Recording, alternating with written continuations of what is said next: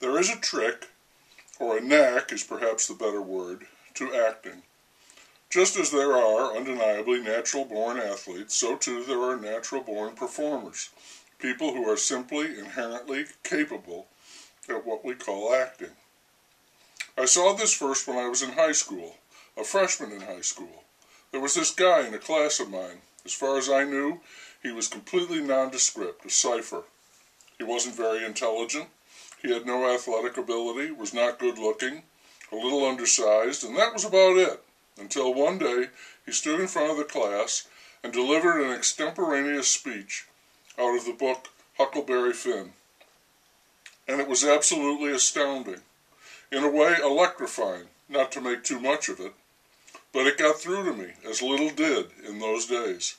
This non-entity, this nebbish, was transformed before our eyes into something of substance, something that had to be acknowledged and reckoned with. Whatever it is that an actor has, this kid had it, and it was his chance to let it rip. I remember that as a senior he starred in the school play, written by one of our teachers, and he got a standing ovation every night. And I remember hearing that he had died of AIDS not too many years later, but I don't know for a fact if that is true. What I do know for certain is that I had seen someone who knew how to act, and it was not something that everyone could do. We revere our actors, we pamper them, they're rich and famous and they're big stars, and beyond the monetary rewards we heap other honors upon them. So many awards, the best actor here and the best actor there. I think that's all nonsense.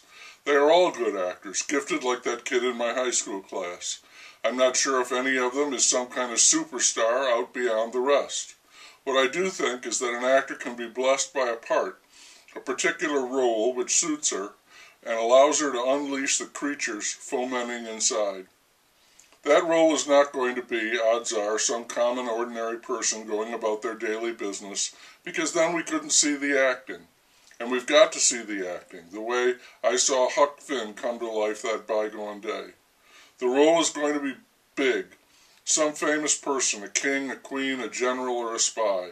The role could be a teacher if the teacher is unconventional enough, or caught in extraordinary circumstances. The role could be a very eccentric person. The role could be, and often is, someone with an unusual illness. They have ALS, Lou Gehrig's disease, or Alzheimer's, or Down syndrome, or they're autistic. This allows the performer to really dig in there and act. But it's the role, I would argue, that should win the award, not the performer.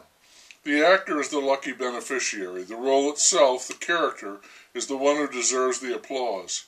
And the character was developed, created, evoked, shaped by a writer. The writer is forgotten. The actors take the bows.